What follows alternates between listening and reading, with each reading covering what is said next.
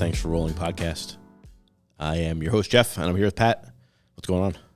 Not much. It's been a while. It certainly has. We've had 3 months off, 2 months off, something like that, right? 3 months. Yeah. It It was an unplanned break between seasons. Yes. Yeah, we've got some stuff lined up for season 2. We've got a couple episodes we're going to crank out over the next couple of days. Yeah, we have a few good guests lined up already. Come out of the gates hot for season 2. Yeah. And we've got some stuff to talk about here. So most recently, the team had quite a few super fights. Super fights. Which I know we'll get into with That'll our be next guest. For World Championship Grappling. And you came off the retirement bench. Came off the retirement bench. So, yeah, there's a lot has happened since we were last in the studio. So, the last episode that released was when John was here for the seminar. Right. We talked about his story, talked about jiu-jitsu, life, music, all sorts of fun stuff. And I think we even touched on the power and the importance of competition, and that kind of got the wheels turning in my head a little bit. And I mean, a bunch of things led to another that that got us to World Championship Grappling last weekend. But yeah, we had myself plus 4 guys on the card, 6 matches overall. Bill had 2 matches. Yeah. Yeah, it was a good time overall. It's pretty cool. So some things were lined up, some things fell apart, and then a bunch of the guys got moved over, right? Didn't Daniel and Lewis potentially have matches for the other property as well? And then, yeah, so I was initially approached for a good match at another promotion. So I was trying to grab, I had Lewis and Jameson with matches lined up. We were working on getting Daniel a match lined up, and that event fell through. So it's like, okay, what do we do now? We already started preparing. You already get your mind right, start working hard. I immediately had 3 other promotions reach out, offering either to set up that same match or other matches, and ultimately decided to go to World Championship Grappling because we have I felt with the best relationship with them. We've competed for them several times. They always take really good care of us, and we had some other guys already setting up matches there. So it was fun to, I guess, bring it all together. We had 5 people competing, good chunk of the team out there spectating. It was a really fun time. Yeah, that's awesome. You want to break down the matches? Yeah, we can get into some match breakdowns. Yeah. We took some wins, we took some losses. I tell the guys, we had myself, Lewis and Daniel are purple belts. So those guys, once you reach that level of purple belt, there's no more easy matches. You're always going to be getting hard matchups because everyone assumes, okay, you're a purple belt, then you can hang with brown belts and black belts. So no easy matches out there. And then Jameson and Bill are always taking tough challenges too. So we went into it knowing everyone had tough matchups. There's definitely not going to be any easy wins out there. I forget if it was Daniel or Bill who was first out of the gate. It's Daniel. Daniel, okay. So he had a tough matchup, right? A little bit of a change of plans from a opponent perspective. Daniel had a last-minute opponent change. I had just gotten there and weighed in, and I have a message from Daniel. He's like 10 minutes out telling me he just found out his opponent got changed, and this stuff happens. I mean, we've talked about it with some other guys on this podcast about the last-minute dropouts and whatnot. So it's not a big surprise. So the guy, I think his shoulder was injured or something, so that's fine. They filled him in. They filled that slot with a brown belt who's really solid. And Daniel's a purple belt. He's been a purple belt for a little over a year. So he was a little fired up about the change in plans and this and that because, you get your mindset on an opponent, on a game plan, this and that, and suddenly it's changed last minute. But he stepped up and took the challenge, went out there with confidence, tried to do what he planned on doing, and he got countered and submitted in the end of things. But I mean, you can't fault somebody for going out there and take the challenge, try their best. Absolutely. And that guy went out and had a pretty good performance in his second match too, right? So dude, the guy really was no solid. slouch. We've watched him, you run into the same guys competing around the circus. So We've seen him compete a lot in the past, and he's always super solid. You don't get to brown belt by not being good. So, Good point. He went out and did what he did. Yeah, and much respect to Daniel for just stepping up, but also he was out there in the corner for everybody for the rest of the night. Yeah, right? Daniel could have shown up that day and said, I'm not doing this. I'm a purple belt. I planned for this guy. Now you're throwing me a guy that's a higher rank. I don't want to do it. But that's not how we do it here. Yeah. Yep. So he stepped up, and no one likes to lose, so he took it. He takes his losses a little harder than some others do, but he got over it, and he was right out there with the rest of the team the whole night. Yeah. And then Bill had the first of his 2 matches. Yeah. Heath Kimura. Yeah, so his original match we set up first. So the morning of, similar to Daniel's situation, they messaged Bill, hey, we had a dropout. You're around the same weight. You're the same rank. Are you up for taking the second match? And he ran it by me, and I'm like, yeah, this guy's the same rank, same weight. Let's do it. Just take your original match first. That's the one you've been preparing for. That's the one we care about more. So, yeah, he went out there against Heath, who was quite a bit bigger than him. Bill, they set that match at 185. Bill's stepped on the scales at like 169. Yeah. I don't know if he misjudged how much he weighed or what happened there, but there's a pretty good size difference. Bill got tossed around a little bit early in the match, but he persevered and found a inside heel hook to end up finishing the match in the second round, I think. Yeah, it was a hell of a match. I mean, Heath's a pretty big dude. Match. He ragdolled him a couple of times in that first round. Yeah, even the commentary during the event was saying, Heath's pretty physically imposing, right? Like, I've only met him a couple times, right? But he's a big, tall dude. Mm-hmm. He was having his way physically with Bill. And then Bill, persevered through the whole thing, right? Mm-hmm. I was super impressed by, him. If you were just watching just from the takedowns and whatnot, you'd be like, oh, shit, Bill's in deep trouble here. Yeah, he found himself all the way in a fully locked-in triangle in the first round, and he was stuck in that for a while and found his way out. It was tight enough that he asked me backstage after the match. He says, be honest with me, did you think I was going to get out of that triangle? I said, not a chance. No, dude, you weren't. I was actually watching it thinking, oh shit, is this where he taps? But nope, he worked his way out of it. I was very impressed. Yeah, he got out, and then it was right at the end of the first round. It was right here in front of our corner. Heath got double underhooks on him and just picked him up like he was a toy doll. Yeah. Flung him on his back. Yeah. I was like, oh my God. No spirits broken, though. That was awesome. I think that's just a testament to some of the hard training that we do here. We joke around a lot about what's, where's the line of being too rough? What's the dickhead moves? But you don't want a competitive match to be the first time you experience some of that stuff. Yeah. Yeah. I think I have a highlight video of him taking down some guys. So maybe that was a little bit. Yeah. He's been on both ends of it. Exactly. Exactly. That was good. I messaged him right afterwards. I was like, dude, that was awesome. It was really cool to see him. I was super proud of that fight his performance. Way through it. Yeah. And then he was up again next. Mm-hmm. There was some matches in between. Then he was up again the second match, and I didn't recognize the name of his opponent when we had talked about it. And then as soon as I saw him walking in, then I recognized it was a 16-year-old blue belt that was just made of absolute rubber. Mm-hmm. Yeah, his knees are going every which direction. The kid was so bendy and so durable. Mm-hmm. And Bill was attacking legs, everything. Well, not everything else you could think of for pretty much the entire match. Yeah, but the closest to a finish in that match was the Kimura that Bill attacked, and 9 out of 10 guys are tapping to that. But yeah. On the stream, you could just see how their legs were entangled a couple different times, and I was like, damn, those knees are going every which direction.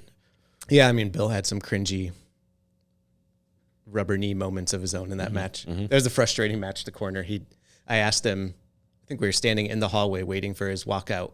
I was like, okay, what's the game plan in this match? Just so I like to know what the game plan is, so I'm not providing horrible coaching advice. Yeah. And he says, the game plan is to not go after the legs this match.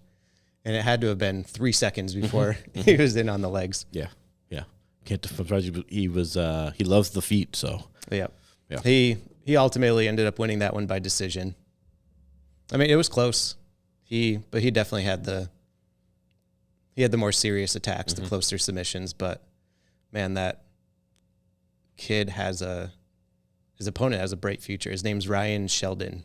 We were talking to him after. 16 years old. I think he said he's been training 4 or 5 years. good for him. Yep. That's awesome.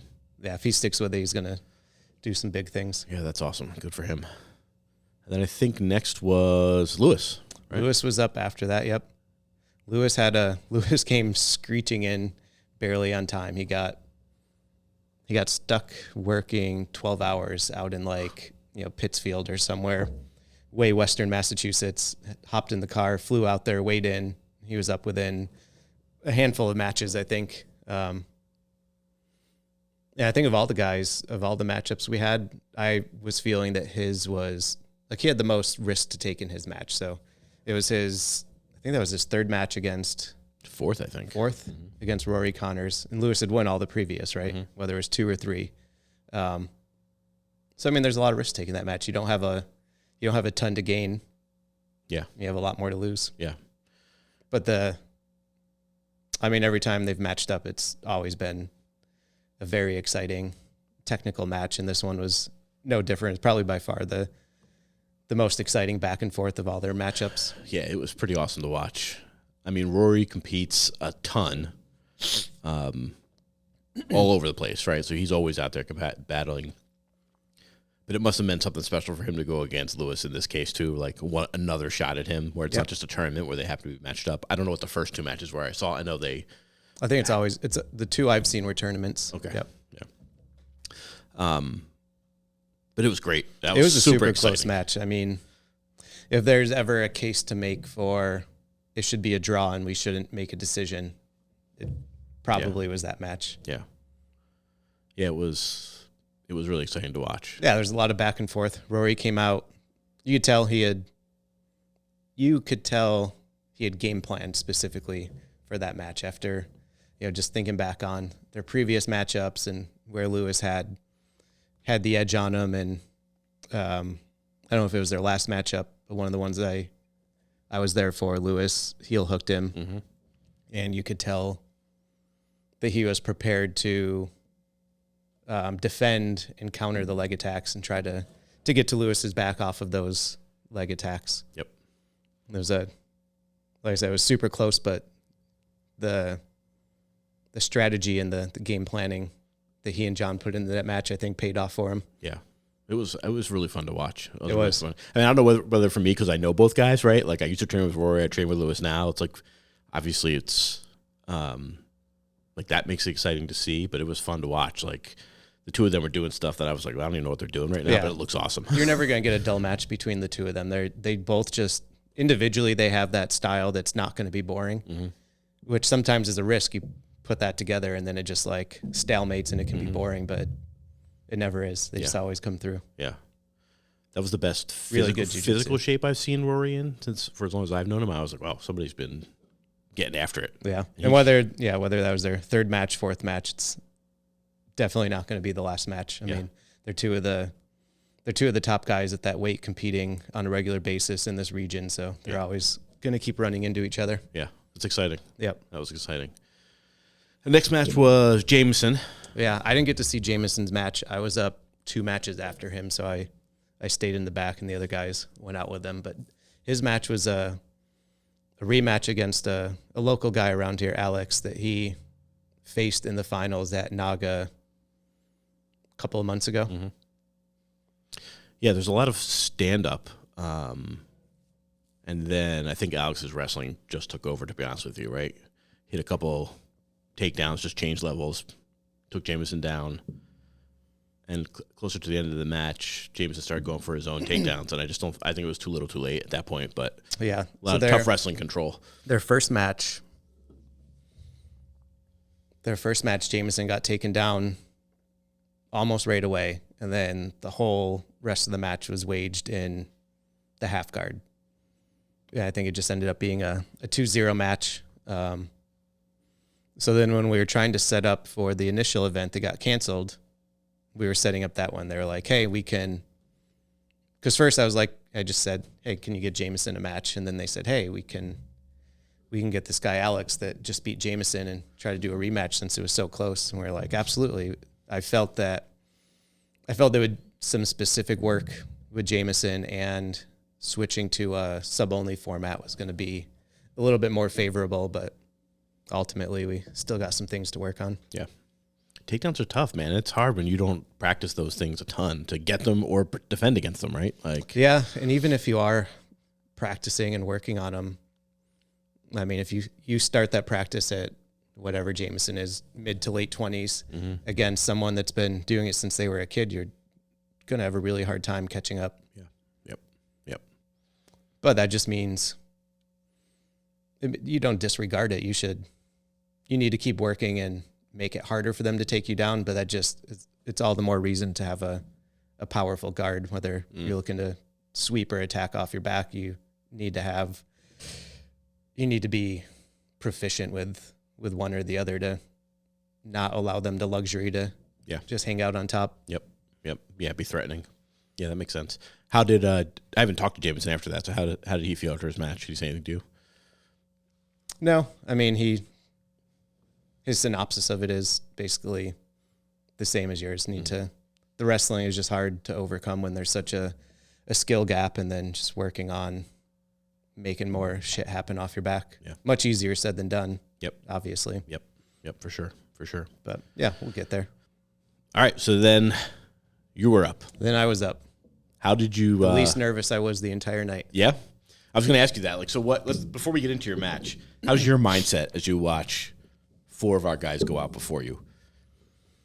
I get more nervous for everybody else than I do for myself. And I think it's a common thing you hear from coaches, and I think you also hear from competitors when they're watching their teammates and vice versa, because when you compete, at least you're controlling your destiny to a certain degree. But when you're just coaching, you have absolutely zero control over any of it.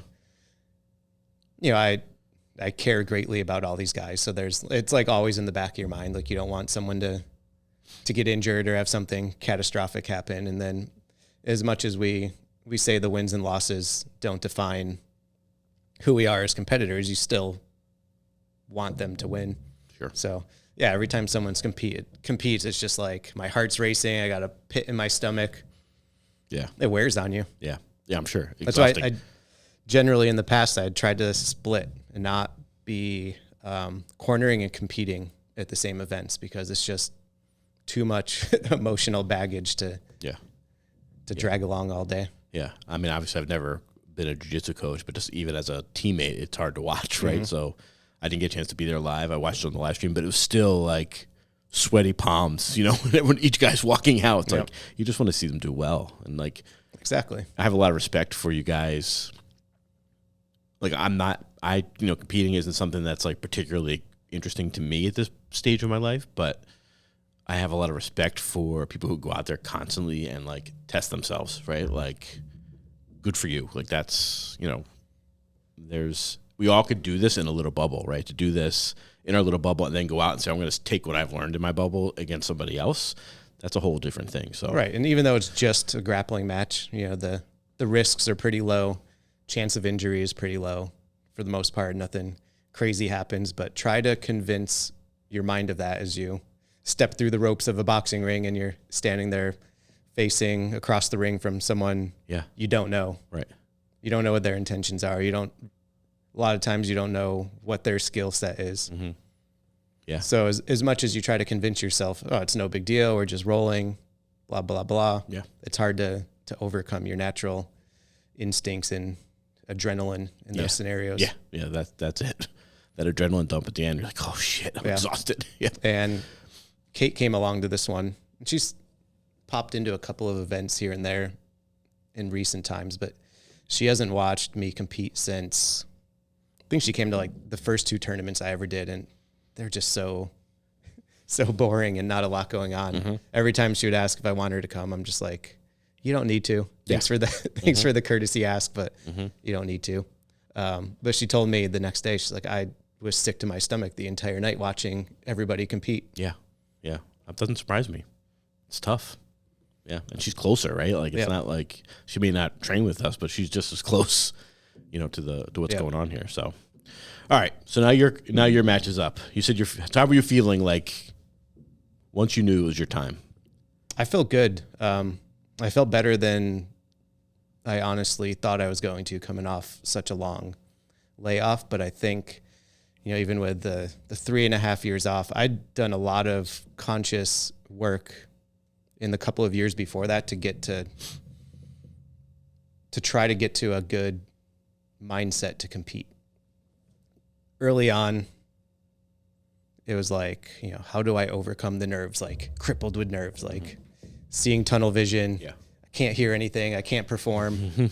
And then it took a lot of work to get past that. And there was a short period of time where I went way too far on the relaxed side of the spectrum and had some matches against really good competitors that I just went out there and was just like, conceding position, allowing people to advance position without putting up the proper amount of resistance, and then ultimately getting submitted because, you let a black belt past your guard, you're probably not going to get it back. Yeah. So then it took work. Okay, we got to dial that back, and we need to find that optimum range where I think a certain amount of nerves and butterflies are good to, it's your body telling you, let's get ready. We have work to do here, right? But not so bad that you get crippled by it. Yeah. Yeah. So we didn't know a whole lot about your opponent, right? I mean, I didn't know anything about him. He has basically zero internet presence. Yeah. Couldn't find any matches, almost no record out there on any of the smooth comps or any of the stuff like that. And I was kind of okay with it. It just completely took away that psychological aspect of anticipating the matchup. Not worried about this thing or that thing, just go out and worry about what I'm going to do and kind of approach it that way. So at first I was thinking it would have been nice to know a little bit more, but ultimately I think it allowed me to relax a little bit and focus on myself in the lead up to the event. Yeah. Yeah. So you want to take us through how it went? Yeah. So we released a little teaser video before the event. That was the other thing I was laughing about. I'm like, this guy has zero internet presence. Like I couldn't even find like a social media profile to creep on real quick. Or what school you even went to. And here I am. I put everything we do on YouTube in high definition. So I said going into it, I'd been working a lot on wrestling and guard passing. So that was going to be my approach. So I went out there with that plan, and I haven't watched the match back yet. So I'm working off adrenaline-filled memory from that night. So I may be off base on some details, but he pulled guard pretty quickly. I was like, okay, this is fine. I wanted to work on passing the guard, so I started working towards a route I wanted to take to pass the guard, and then ended up slipping into his closed guard. I think he had sucked me into his closed guard off the body lock pass, which I was a little surprised about because I spend a ton of time in body lock pass scenarios and generally don't have too much of a problem with falling into the closed guard. So that was the first thing right there that kind of threw me off. Spot that I normally have success, had a little backwards step there. And that kind of set the tone for the rest of the match. We probably spent 8 out of the 9 minutes in his closed guard. Yeah, it was. Yeah, I mean, it looked like I'm trying to remember the beginning of how you got into his closed guard to begin with. You definitely in the third round, it looked like you had the body lock pass working, and he was able to recover it. But it looked like while you were in his guard, he was almost always trying to isolate your arm. Like he was constantly looking for your right arm, grabbing wrist control. Did you feel that? Yeah, absolutely. Overall, looking at it in total, it felt like a pretty boring match, but in the moment, it was a bit of a frustrating and exhausting tactical battle that was going on. His close guard was super strong, super tight, and it's one of those things you might not necessarily see it, but when you're in someone's guard and it feels dangerous, like you just feel sometimes. You're like, okay, if I make a mistake here, I'm definitely going to get submitted. And it was a guard that felt like that. He wasn't just, I know I heard all the comments from the peanut gallery coming in. They was getting frustrated about him, just keeping his guard closed and not being active. But I mean, we're both in a tough spot, right? He was trying to make sure to not get his guard passed, and I was trying to not get submitted in his guard. And it was just like one of these clashes. And yeah, he was constantly trying to break posture, constantly fighting cross grips.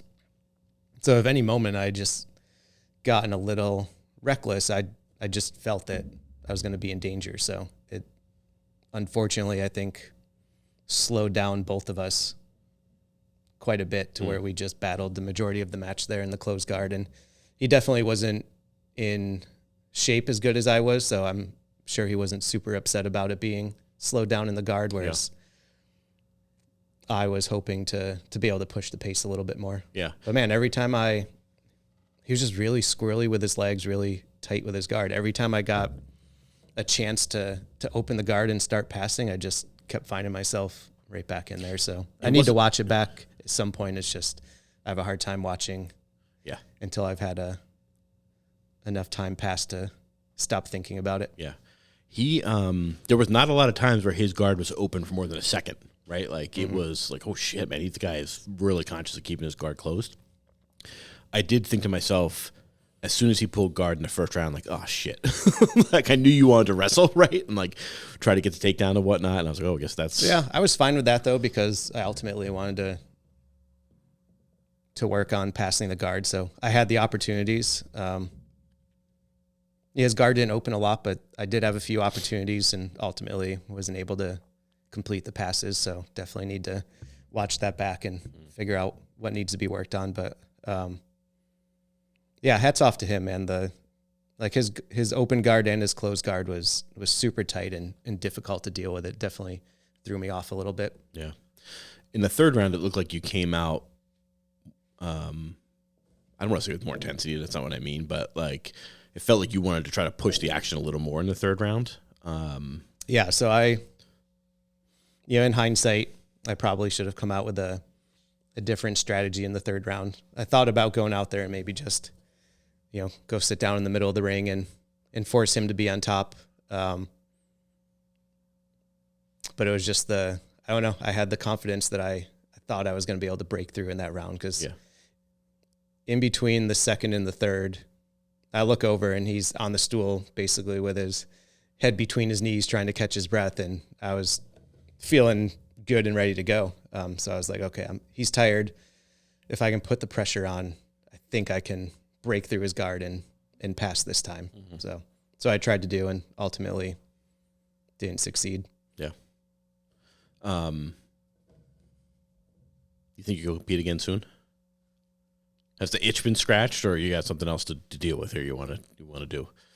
I think if the opportunities pop up, I'll consider them. I'm not planning on going out there and hopping in grappling industries every weekend, but I think next WCG is in August, I believe. So yeah, if they hit me up with a matchup that I like and makes sense, I'll consider it.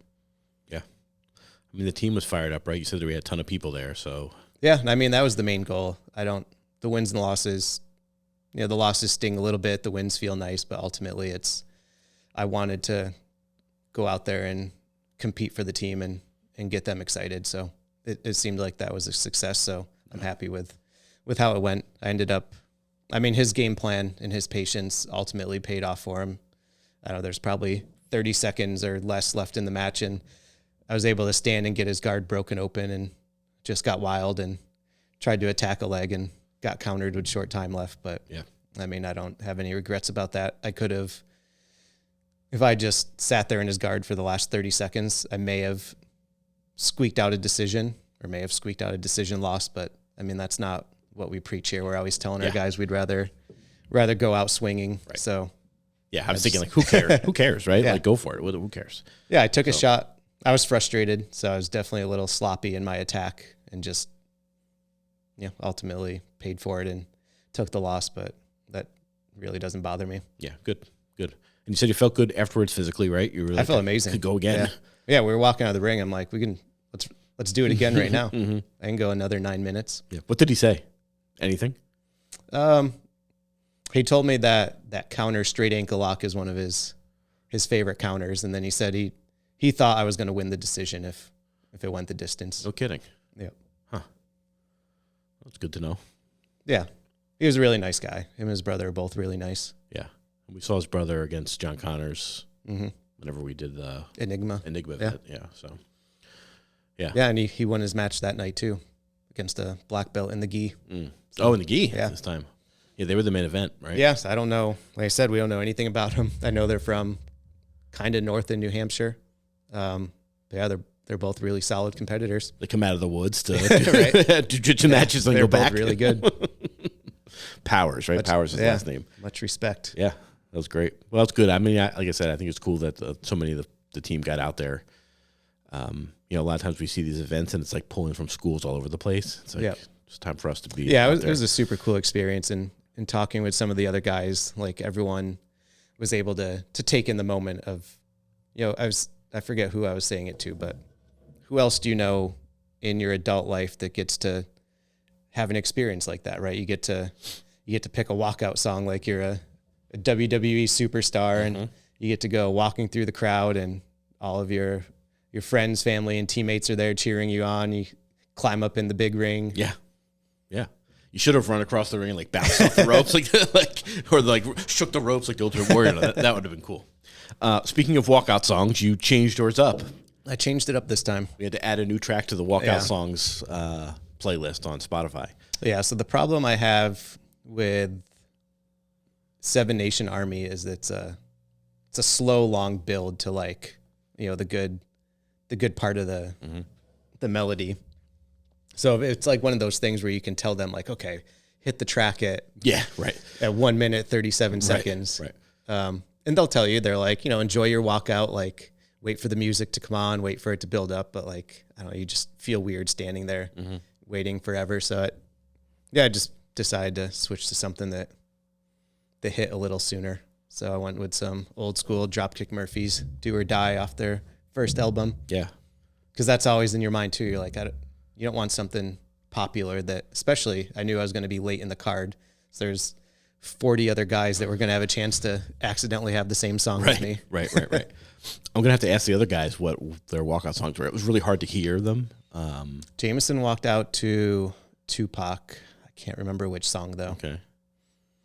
I tried to get Bill to use You Always Be My Sunshine by Jay-Z, but he didn't do that. I don't remember I think Lewis always walks out to the same Kendrick Lamar song. Okay. Yeah, I'll have to ask him. I never thought to even ask him what his is, but yeah.